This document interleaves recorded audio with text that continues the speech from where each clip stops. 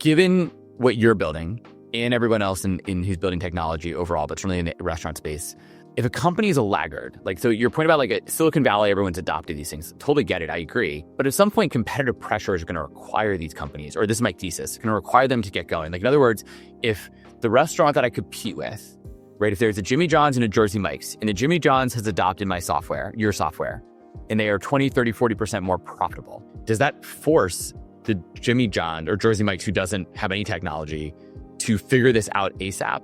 Or do they get left behind, or does it not matter? Like, in other words, like, what do the competitive pressures do to create adoption? Because I do think one of the biggest challenges for AI adoption is that companies are a lot slower to adopt than the Silicon Valley types like myself like to imagine. But I wonder what competitive pressure will do to force that change. If you want to stay successful, you need to adopt X, Y, or Z. It's really sad, but restaurants go out of business quite a bit.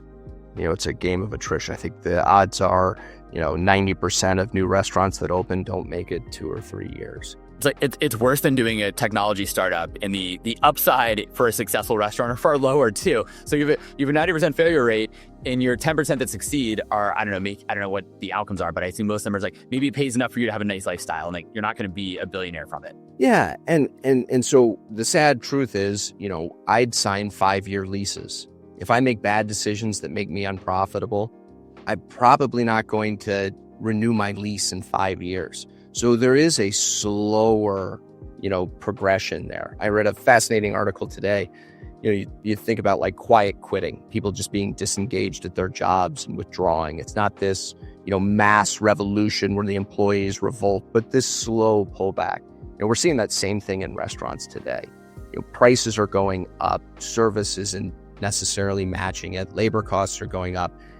People are having a conscious or unconscious dilemma where they say, maybe I just won't go eat out one extra time a week, right? And they're pulling back. And I think that the restaurants that'll win are going to be the ones that not necessarily adopt technology to interact with the customer, but how do they reallocate more staff to creating a experience that more matches the pricing at today's restaurants, right? So it's all going to happen behind the scenes. Hopefully, the restaurant that probably succeeds is the one that keeps the prices lower, keeps you with a great customer service experience at that same lower price, and is automating a lot of things in the background. A great way to go to sort of our lightning around a little bit, sort of from the questions, the last question I want to ask. Like, if there's one metric that restaurants obsess over, but shouldn't, what is that? Is it like a metric they're like, oh, this is the most important, but you're like, no, don't waste your time?